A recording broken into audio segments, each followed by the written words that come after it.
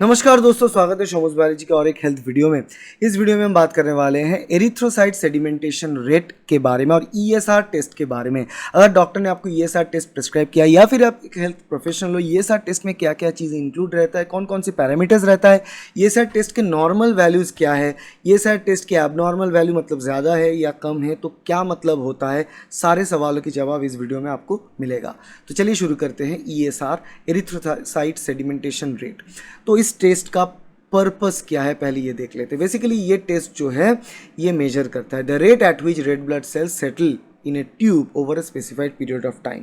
Basically क्या होता है, हमारे ब्लड में जो लाल कोशिका होता है, रेड ब्लड सेल्स, उस रेड ब्लड सेल को टाइम दिया जाता है कितने टाइम पे वो रेड ब्लड सेल्स खुद ब खुद ट्यूब के अंदर सेटल हो जाता है बॉटम में, ज़मीन पर इन द ट्यूब।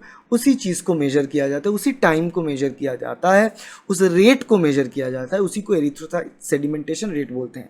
सेडिमेंटेशन मतलब वही चीज़, कहीं फ्लोटिंग चीज़ जो है वो सेटल करना, यही फ्लोटिंग जो आरबीसीज होता है ट्यूब के अंदर वो सेटल कर जाए, वही रेट है, उसी रेट को हमें मेजर करना होता है, यही पर्पज़ है। अब देखो हाउ इट इज़ डन। बहुत सिंपल सी बात है, आप से सिर्फ ब्लड सैंपल लिया जाएगा आपकी हाथों की वेन से विद नीडल, और फिर उसको एक स्पेशल ट्यूब के अंदर प्लेस किया जाएगा। फिर टाइम दिया जाएगा कि ताकि वो रेड ब्लड सेल खुद ब खुद सेटल हो पाए एक स्पेसिफिक टाइम ड्यूरेशन में। अब देखो एडल्ट इंसानों के लिए एक पर्टिकुलर टाइम फिक्स्ड वैल्यू होता है जिसके अंदर एरिथ्रोसाइट को, मतलब रेड ब्लड सेल की ही अलग नाम है एरिथ्रोसाइट, सो एरिथ्रोसाइट को सेटल होना होता है, इसीलिए एरिथ्रोसाइट सेडिमेंटेशन रेट भी बोलते हैं। तो एरिथ्रोसाइट कितने टाइम में सेटल हो रहा है, कितने टाइम में सेडिमेंटेशन हो रहा है उसका, उसी की मेजरमेंट हमें करना है। अब बात करें नॉर्मल रेंज की, ईएसआर की नॉर्मल रेंज क्या है। ईएसआर की नॉर्मल रेंज पुरुषों के लिए है 0 to 15 millimetres per hour. So basically कितना डिस्टेंस में ये मेजर किया गया था, millimetres. So in the distance how much millimetre, how many millimetre per hour, मतलब नीचे से, एकदम ट्यूब की नीचे से कितना ऊपर तक ये ईएसआर सेटल हो चुका है, उसी की डिस्टेंस को हम मेजर करते हैं। और ये 0 to 15 मिलीमीटर्स पर आवर ये फॉर मेल्स, पुरुषों के लिए फिक्स्ड है, और फीमेल्स, महिलाओं के लिए 0 to 20 मिलीमीटर्स पर आवर इसका नॉर्मल वैल्यू होता है।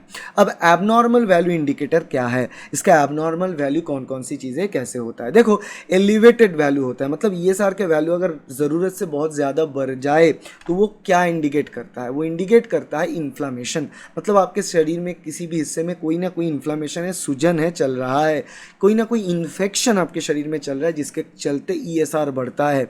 अब कुछ कुछ बीमारी जैसे कि इम्यून सिस्टम की बीमारी होता है, ऑटो इम्यून डिजीज़, वहाँ पे भी ईएसआर का वैल्यू बढ़ता है। और वहाँ पे सिर्फ और सिर्फ ईएसआर का वैल्यू नहीं, ये तीनों सिचुएशन में, इन्फ्लामेशन में, इन्फेक्शन में, ऑटो इम्यून डिजीज़ में, ईएसआर के साथ साथ सीआरपी बोल के एक protein, C reactive protein blood में पाया जाता है, उसका भी वैल्यू बढ़ जाता है। तो दोनों के एक साथ टैली करके हम बोलते हैं। जैसे कि ऑटो इम्यून डिसऑर्डर एक एग्जांपल के तौर पे देखें तो रिमोटॉइड आर्थराइटिस वो एक ऑटो इम्यून डिसऑर्डर है। तो रिमोटॉइड आर्थराइटिस में क्या होता है, बेसिकली ईएसआर लेवल बहुत ही हाई पाए जाते हैं उन सारे पेशेंट्स में। और कुछ कुछ कैंसर्स में भी ईएसआर का वैल्यू जो है वो बढ़ जाता है। तो ये 4 अलग अलग सिचुएशन ईएसआर बढ़ने की सिम्टम, और कुछ other underlying condition which is not important, these are most important. और अगर ईएसआर का लेवल बहुत ज़्यादा बढ़ रहा है और हर रोज़ ऐसे बहुत ज़्यादा बढ़ रहा है तो हम कह सकते हैं कि बहुत सेवियर सूजन है, सेवियर इन्फ्लामेशन है, या फिर कोई ऐसा बीमारी चल रहा है जो इन्फेक्शन बहुत ही जल्दी से फैला रहा है किसी पेशेंट के शरीर में। तो जब भी ईएसआर वैल्यू सिर्फ बढ़ ही नहीं रहा है मगर उसके साथ साथ जंप कर रहा है, वैल्यू हर दिन बहुत ही ज़्यादा बढ़ रहा है, तो एक इंडिकेशन है कि ये कोई सीरियस बीमारी, इन्फेक्शन फैल रहा है या फिर इन्फ्लामेशन फैल रहा है। ठीक है, तो ये अलग अलग प्रकार के पैरामीटर्स हैं जो हम चेक करते हैं। ईएसआर चेक करने का पर्पस हमने देखा, कैसे ये परफॉर्म किया जाता है देखा, ईएसआर नॉर्मल रेंज के बारे में हमने पता किए, और ईएसआर एबनॉर्मल इंडिकेटर मतलब ईएसआर बढ़ने के इंडिकेशन के बारे में बात करें।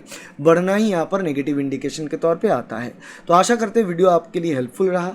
अगर वीडियो अच्छा लगा तो वीडियो को लाइक करना, शेयर करना अपने दोस्तों के साथ, कलीग के साथ, और सब्सक्राइब करना इस चैनल को ताकि ऐसे वीडियो आपको मिलता रहे। Thank you, bye.